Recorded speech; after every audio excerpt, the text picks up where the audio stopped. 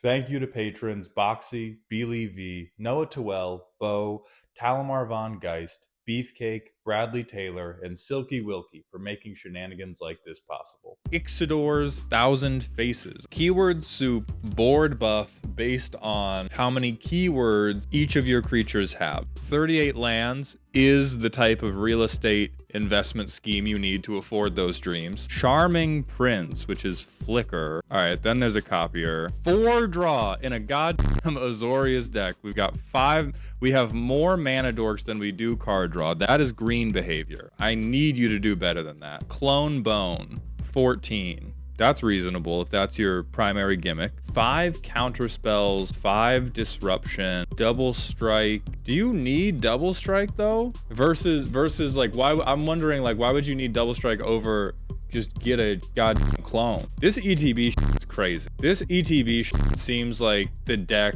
this person played Brago and then transitioned it to I'm gonna build my own Azorius deck, and then they just kept some random shit to Brago, because I cannot for the life of me. I mean, maybe you flicker, like are you flickering the copies because you want to change around what it's entering as? If you're doing so, I believe you, and I believe you, I just don't believe in you is the important thing. The problem with this deck is the lack of card draw, and it is almost insultingly so that it's the lack of card draw when we're playing in blue. Everything in here is worse than just taking consider, opt, anything that costs 1 or 2 mana and lets you draw a few cards, because you need to make sure you are getting to the lands, getting to the ramp. What I'm afraid of with a deck like this is it looks like a deck that sometimes just doesn't get to play the game because it drew in the wrong order. Surveil 1 with how bad your cards are, that is impactful. Yeah, 12 cents, put this in.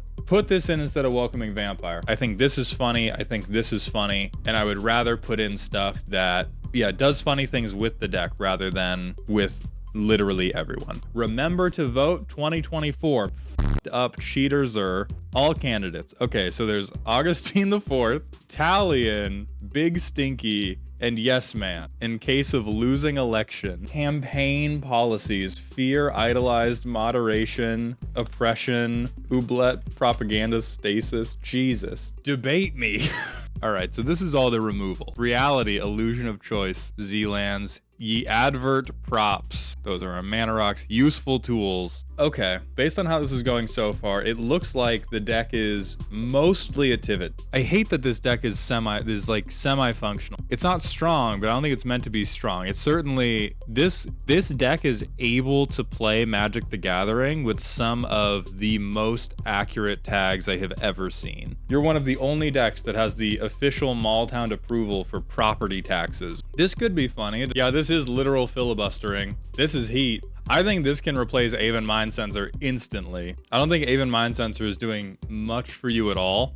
Okay, so unfortunately, I don't know too many ways to improve it. I love it. I think the worst things that would be improvable are Shifting Grift, Split Decision, Aven Mind Sensor, and Stasis. The pillar you're missing is probably card draw, but honestly, like 9 out of 10 on this deck. The fact that you win by creating a cult of personality around Big Stinky and then letting him murder everybody is a tremendous cherry on top. Fair and balanced artifacts. We got Planeswalker Hate, which I love to see. 33 lands, but your commander's 2 mana, so who's counting? 36 artifacts. So I think I'm beginning to see the theme that ties these 36 cards together. I'm seeing the greater purpose, and I think the purpose is that if you guys look really closely on the left side of the card, they all say artifact, and that's about all we've got for connecting these 36 cards together. And as some of you have already pointed out, Arcane Signet fails to function in this deck because our commander does not have any colors in their identity to produce. With our commander, we want to sacrifice artifacts to make Ginger big. So we can make a lot of tokens. That makes sense for an artifact deck. We have a lot of modular things, which makes sense to me if we have a lot of sacrifice outlets, but I don't think we have that. We have Geode Golem for a 2-mana commander. This is like you've gone to the bank, you've gotten pre-approved for a $500,000 mortgage to get a room at the Marriott for 3 nights. How much do people, what did you do? How much do people at your table hate you? And for this deck to work, you want stuff with death triggers, and you want stuff that's able to sacrifice itself. Patchwork makes sense. Triniform makes sense. You need way more things that sacrifice. We don't need to necessarily Voltron, because Ginger will Voltron themselves if we just get artifacts into our graveyard.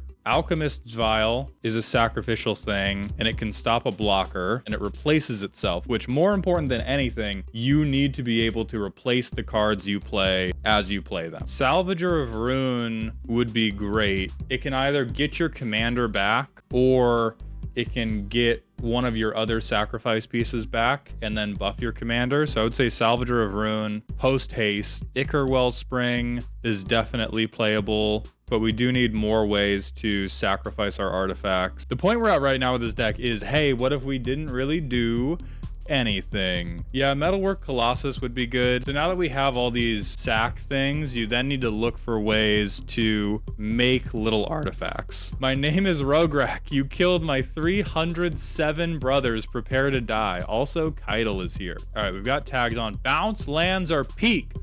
Are you proud of yourself when you wake up in the middle of the night, drenched in sweat, thinking about your last 3 commander games where you haven't played anything on curve past your first 2 castings of Rograk because all of your lands are in your hand because you bounced them? This is crazy. Where are you even moving these counters to? This is insane. So these 15 cards are my commander is actually Animar, and here are all the things I'm going to do with my funny commander Animar. Card draw, but I'm Yurimoto. This is a bad enough deck, I'll almost give it to you. So what I'm looking at is, these are funny. I love the gimmick. I love that you are preying on other people's trauma responses against Rograk to utilize their willingness to murder him for your own gain. Is the deck a deck or is it an art piece? Each of these 3 needs to have a clear way that they can turn the game into a win for you. It's really difficult to do that with more than 2 things, but we can certainly try. If your payoff is I'm gonna have a ton of mana rocks, like you either need even more tutors, or you need better to do, because this is I Echo Storm and then I fold to a little bit of targeted removal. If you're willing to commit to this, we can talk. I get 3 creatures from any graveyard every upkeep.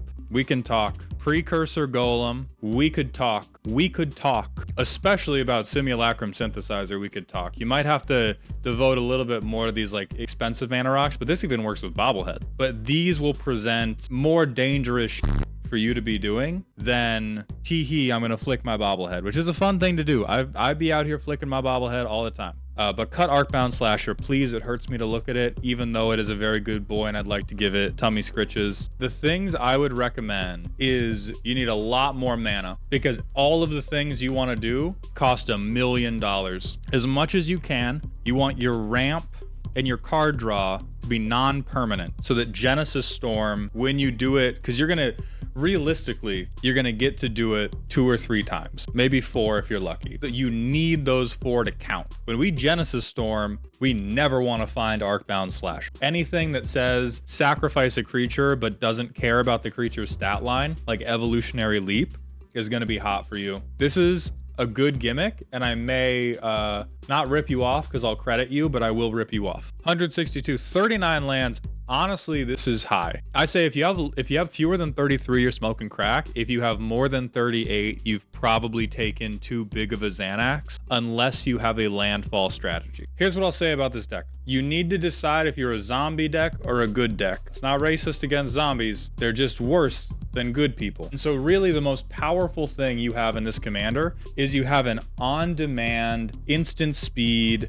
0 cost sack out. That is the most powerful thing that Grimgrin does, is that he lets you sacrifice another creature to make him bigger. So you have a pretty good setup for an Aristocrats deck, and there are a couple zombie loops that would be like win the game instantly or at least generate a ton of value. And as chat has caught on to, we're talking about shutting down slivers, and we have Coat of Goddamn Arms, a 5-mana artifact that we are going to hide in our hand until the sliver player is already dead, because otherwise they are just going to fucking get us. You do not have a lot, if any, card draw. You have Village Rites, we have an extra turn spell, and we don't have card draw. We have thought. This is hateful. This is my favorite card in the deck because this drives home just how hateful the deck is, that you're gonna Thought Season Commander. God bless you for that. You Brave Packed a motherfucker once with a board full of zombies, they're not getting back up. If you say,